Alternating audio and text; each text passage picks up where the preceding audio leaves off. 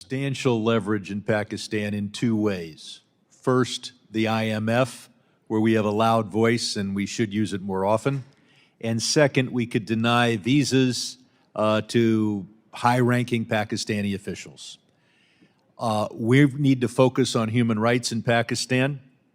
I'm particularly focused on Sindh and the disappearances there, the forced conversions, young girls forced to convert and then marry old men. And we've seen throughout Pakistan a blasphemy law that allows a person to complain, and all of a sudden someone who's not Muslim usually is subject to detention and even execution. But the greatest problem is Dr. Afridi. That is something we discussed in this room last decade again and again. He's in jail for 14 years. We released Victor Aboud to get an American back. And the message to everyone in the world, and this is a national security risk, is don't cooperate with the CIA. Because if you're an American national, we'll move heaven and earth to get you out.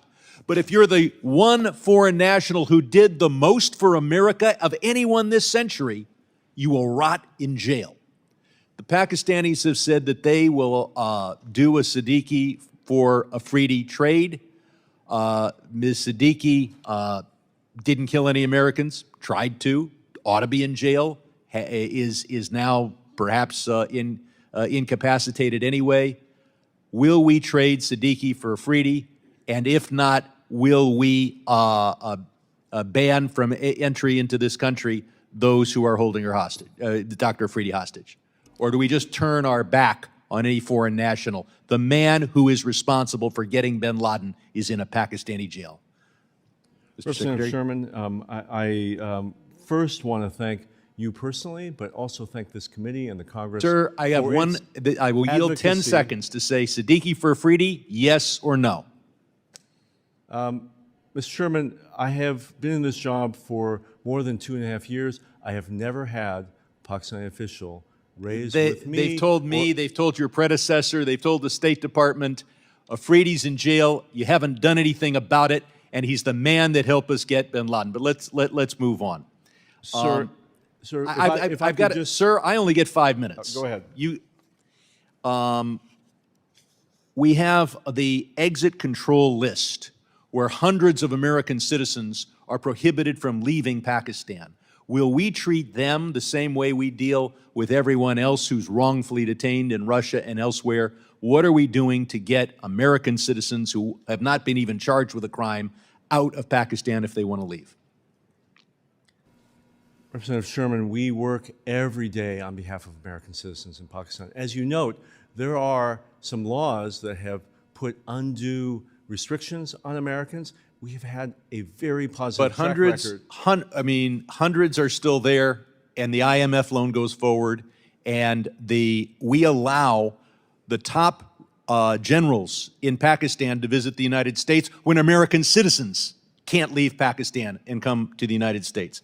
We then have the vote tabulation system, and they have banned the bat, the symbol of the PTI. Then they banned the batsman. And this is, there have been flaws in other Pakistani elections, but this is perhaps the greatest flaw. And we're told, and the Pakistani ambassadors told me, well, this is just the ordinary working of the Pakistani judicial system. That's the same judicial system that has Dr. Afridi in jail for 14 years for getting bin Laden.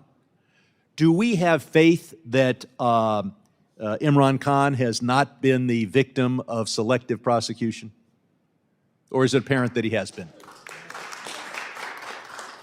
Sir, following the rioting on May 9th, the day Imran Khan was arrested, the United States government has raised our concerns about the mass detention of members of the opposition, to include the PTI. We have raised concerns about the use of military courts. If I can interrupt, there's one thing you need to do. The American ambassador needs to visit Imran Khan in prison and